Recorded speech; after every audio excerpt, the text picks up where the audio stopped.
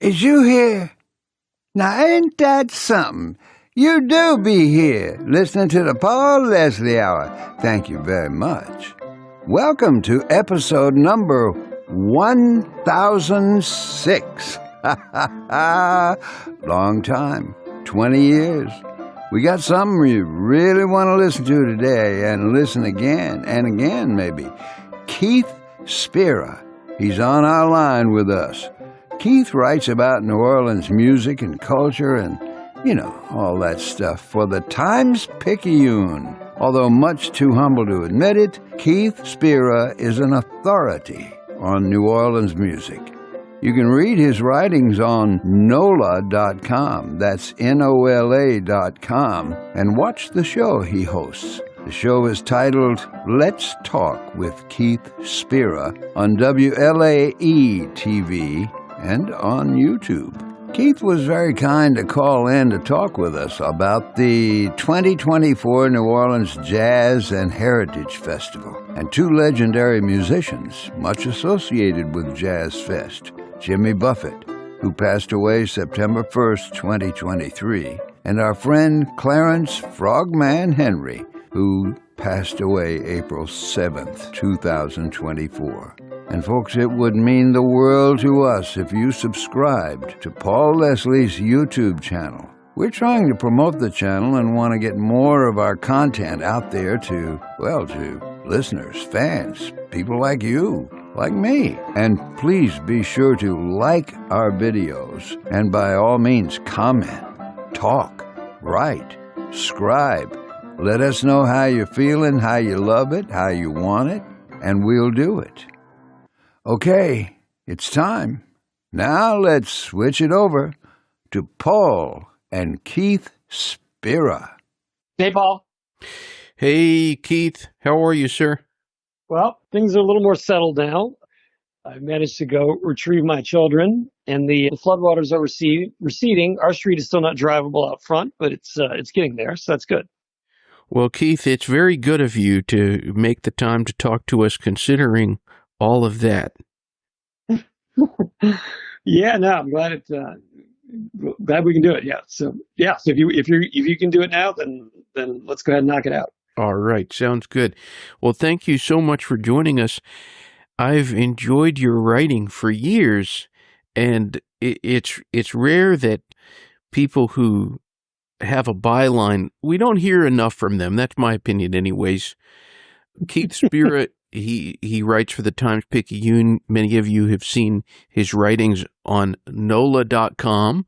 And also, I want everybody to check out his show. It's called Let's Talk with Keith Spera, and it's on WLAE-TV. But no matter where you are, you can watch all the episodes on YouTube. So good to talk to you, Keith. Yeah, thanks for having me on. Well, I want to start this interview with a lyric. I cut my teeth on Gumbo Rock with Benny Spellman and Dr. John. Sweet Irma Thomas and Frogman Henry used to boogie woogie all night long, and those words were written by Jimmy Buffett from his song Saxophones, which many of you are well aware of. Keith, what goes through your head when you hear those words? It makes me think that Jimmy absolutely knew his New Orleans music, I mean, he really did cut his teeth on a lot of that stuff, and New Orleans was a formative place for him, obviously. And he did not just pay lip service to the music from New Orleans. He was a dedicated fan and a booster of it, I mean, he championed New Orleans music in a lot of different ways, for sure. Well spoken. It just occurs to me now, as I say all those names, you just had Irma Thomas on your show. I watched that interview. It was really, really good. But it occurs to me that now with Frogman passing, just about everybody listed there is gone now.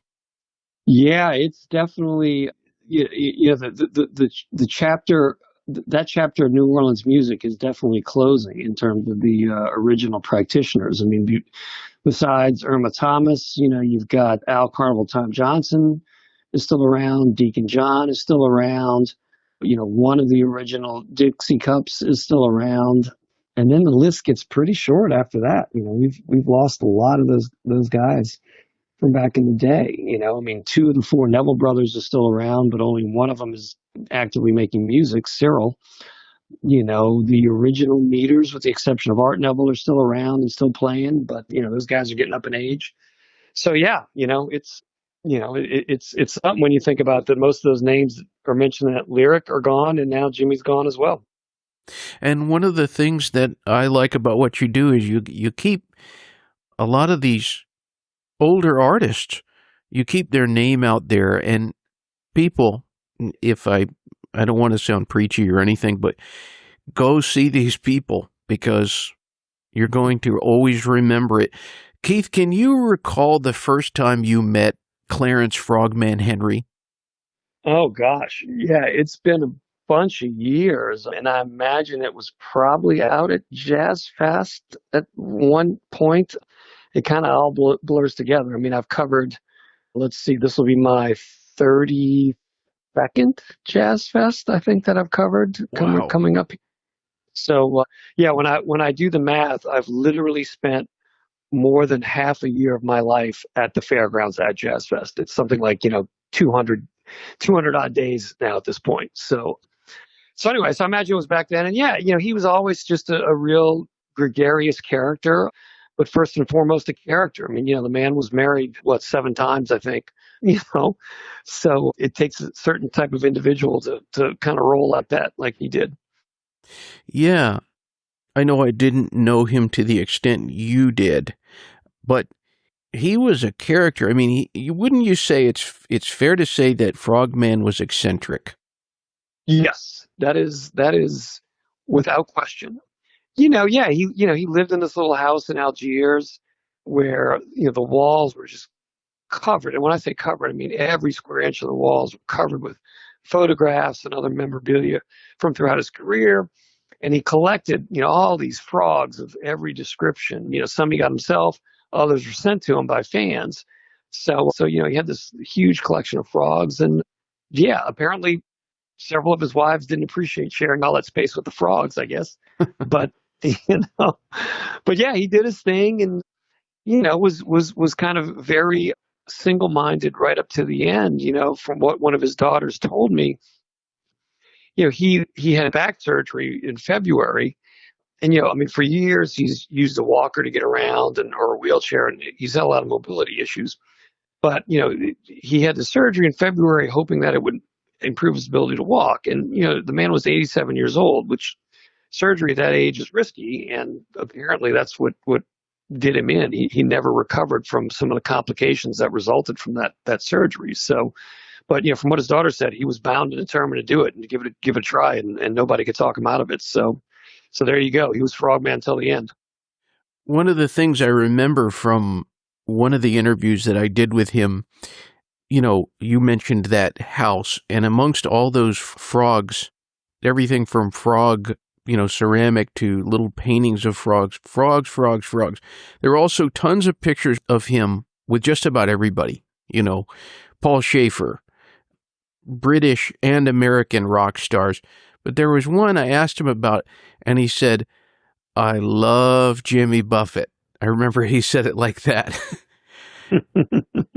Can you tell us about, from your observation as a writer and also just having gone to all these events, and including Jazz Fest, what, on a personal level, would you say was Jimmy's relationship with the New Orleans musicians? He was,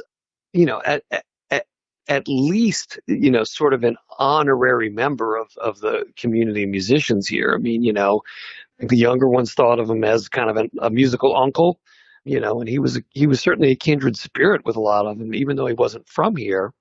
He cut his teeth here in the French Quarter, back in the late 60s. So he was a fan of the music, like, as I said earlier, a devoted fan. It wasn't just paying lip service. It was knowing the music, knowing the musicians, and being as supportive of them as he could. For a while, he had that Margaritaville Records label. He had the Iguanas on that label and a couple other people. He brought Louisiana musicians out to perform with him.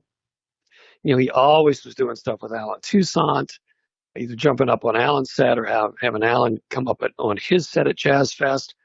He was part of the extended family of New Orleans music. I think that's safe to say.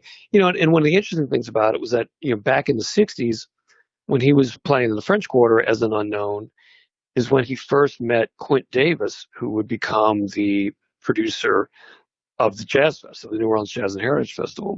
That festival started in 1970. George Wein, the guy that actually founded the festival, enlisted Quint, who was a student at Tulane University at the time, to kind of be an intern. And eventually Quint, took over running the festival. But he and Jimmy met before either one of them were anybody, really. And they stayed in touch through the decades. And as their careers progressed, they kept hanging out. There's a couple of great photos of Jimmy and Quint at, I think it was the 1987 Jazz Fest, maybe, at a Neville Brothers nighttime concert. And they were just hanging out, and Jimmy ended up getting up on stage with the Nevilles.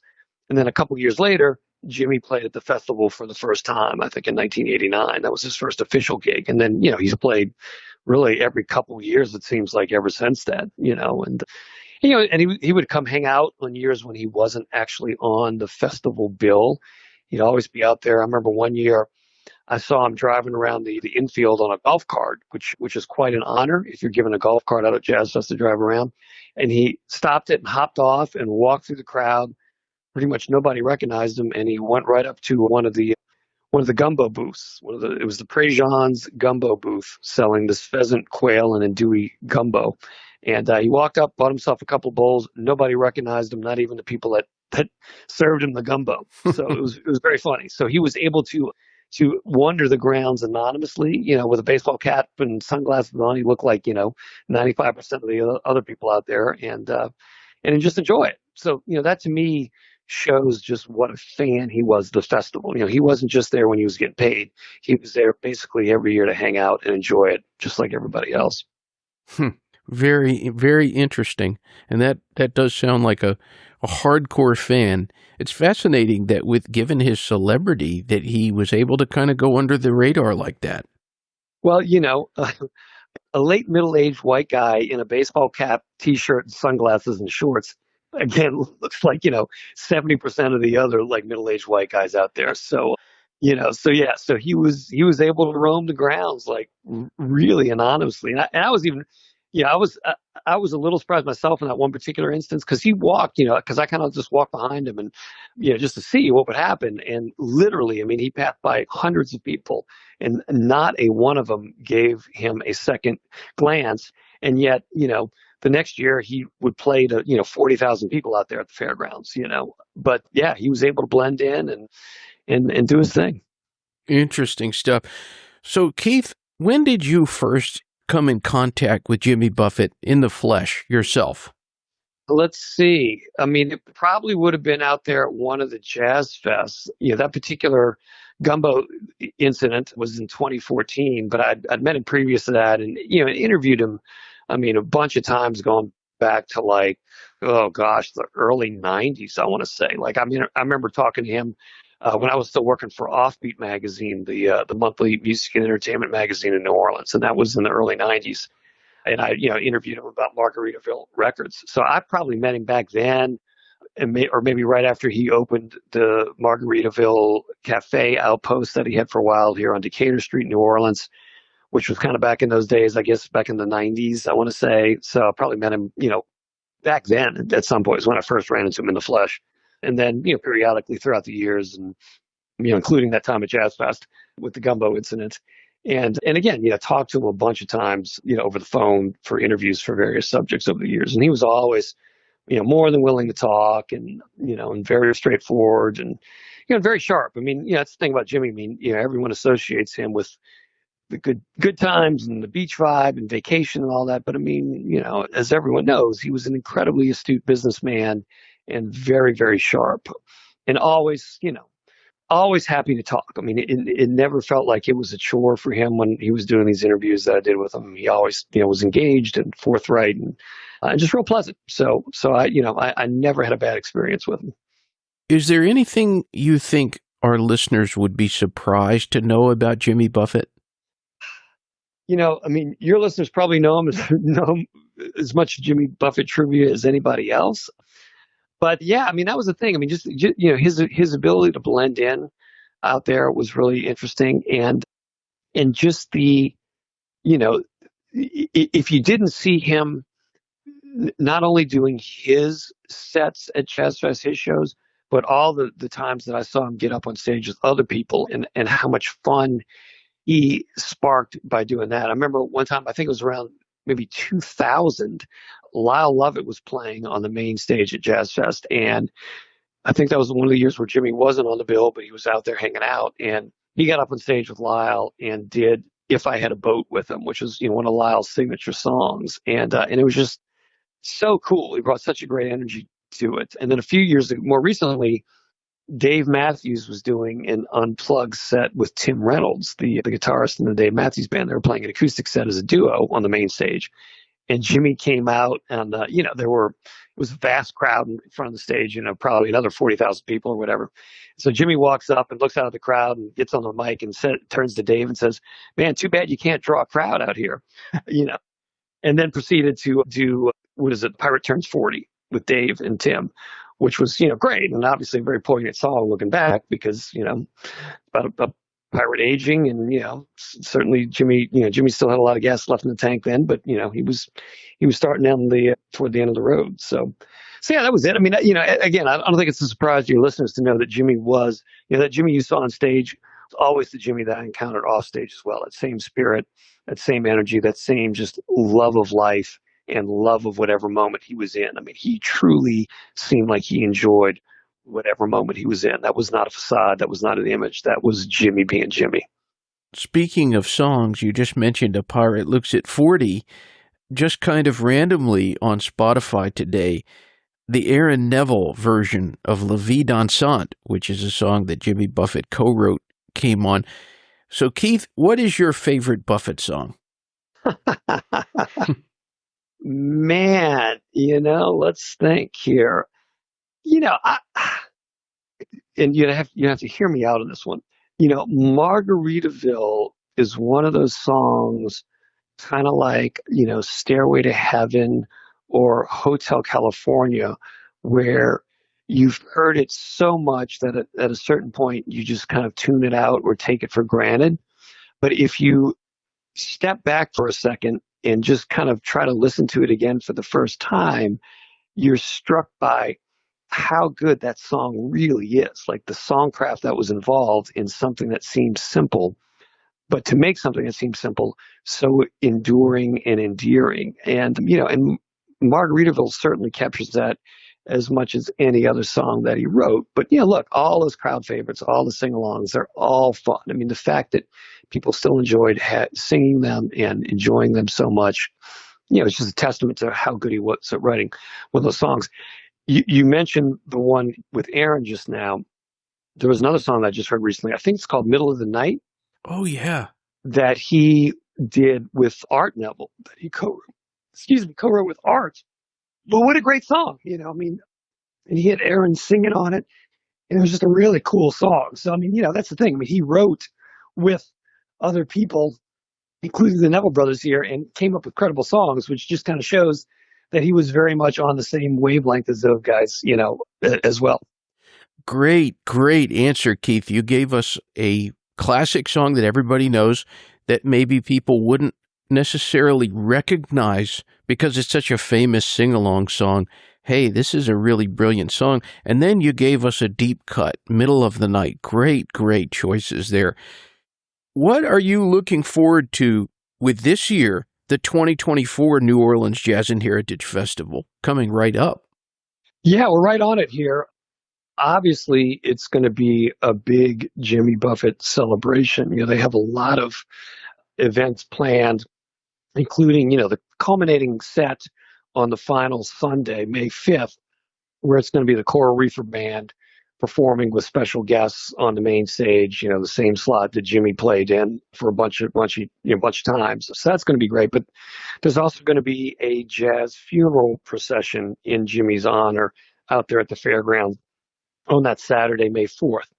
And there's an area in one of the fields called the Ancestors area where they install these these wooden cutout paintings of important figures from the festival's history that have passed away. So it's a mix of musicians and and Jazz Fest staffers. And Jimmy's going to be installed in the Ancestors area this year on that May 4th day. And also that afternoon, I'm going to lead a discussion on the Music Heritage Stage, the Allison Minor Music Heritage Stage, which is an indoor stage inside the Fairgrounds Grandstand where they do musician interviews. So I'm leading a remembrance of Jimmy Buffett featuring his daughter, Savannah, as well as a couple of members of the Coral Reefer Band. So we'll all be telling stories. They'll be telling stories and remembrances of Jimmy. So I think that's going to be really neat to hear all those stories from those guys and kind of host that session with them. That'll be very interesting. So it will be you, Savannah Jane Buffett, and a couple of the Coral Reefers, and that'll be the 4th of May. Is that correct? Correct. I think it's at 4:00 on the 4th of May. That's Saturday. It's the second Saturday of the festival. So it's the day before the Coral Reefer Band is performing. But, if any Buffett folks are out there on that Saturday, you'll want to catch that second line procession earlier in the day and in the dedication of Jimmy's likeness in the Ancestors area, which is at the back of the Congo Square Field. And then I believe it's around 4:00 where I'll be doing the session in the grandstand at the Allison Minor Music Heritage Stage with a couple of Coral Reefers to be named. I don't know that they haven't told me exactly which ones it's going to be yet, and then Savannah as well. So that'll be, I think, a lot of fun, and it'll be kind of neat since they're really going out of their way to celebrate Jimmy this year. Definitely. Now, Keith, you have come in contact with so many legendary, celebrated people, from like Fats Domino to, as we've been talking about, Jimmy Buffett. Has there been someone that you were in particular especially in awe of? Oh gosh, I mean, I try not to be too in awe, just because I have a job to do and I want to, and I want to be a pro. But look, I mean, I grew up as a big fan of the band Rush. The power trio out of Canada. And I remember the first time I interviewed Neil Peart, the drummer from Rush, the drummer and lyricist, it was all I could do to not totally be a fanboy. And, and there was a famous Chris Farley sketch on Saturday Night Live years ago where he is this interviewer interviewing Paul McCartney. And he's, the whole interview with Farley going Paul, that song you do with the Beatles was so cool, like that. And I was trying not to be that guy, on the phone with Neil at the time. But no, look, I mean, I've had, I've been privileged to hang out with a lot of musicians over the years, talk to even many more on the phone, ahead of them coming into town. But, when you mentioned Fats Domino, in 2007, I tagged along with Fats's entourage on a trip to New York when he went up there to promote a Katrina tribute CD where artists like Paul McCartney and Robert Plant and Elton John recorded versions of Fats' songs. So they convinced Fats, who didn't like to travel, to go up to New York and do several events. And he was going to appear on the Today Show and do these other things. And I was able to go along. So just hanging out with Fats for those 4 days in New York and getting to see all of his idiosyncrasies up close, and being in a hotel room where he ordered room service and, the steak was delivered and they cut the fat off and he was all mad because the fat been cut off his steak. And, at the Today Show taping, it was 7 a.m, with Hoda Kotb and the other hosts, and Fats got a band and the piano set up, and he had a bottle of Heineken that he was hiding next to the leg of the piano that he was sipping on between takes, at 7 a.m, just to steady his nerves, on the Today Show. So getting to see all that up close was a whole lot of fun. So that's the stuff that I really enjoy, being able to see the kind of behind the scenes stuff of how it all works. Well, Keith, you have some great memories, and you have many, many great stories that you've shared through the years. I always like to let my guest kind of take the microphone at the end, meaning you can go anywhere you like. Anything you'd like to say to our listeners here in closing? Look, don't ever let anybody make you feel bad for liking Jimmy Buffett's music, because the man knew his way around a song. He was, a great songwriter. He knew the art of songcraft, and he was as authentic of a guy as I've ever come across in all my years of covering musicians. So hail Jimmy Buffett. Looking forward to celebrating him at the 2024 Jazz Fest and beyond. One more real quick thing. Mm-hmm. I can't resist asking anybody with your area code, can you recommend a place to eat?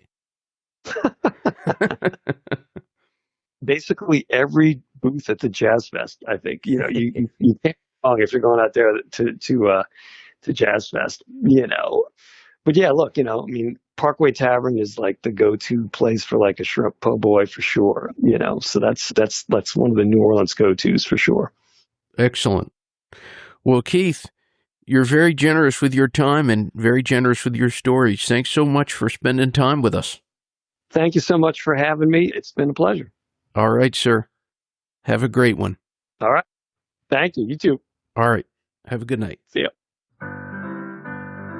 We thank you and appreciate you dropping in for the Paul Leslie Hour today.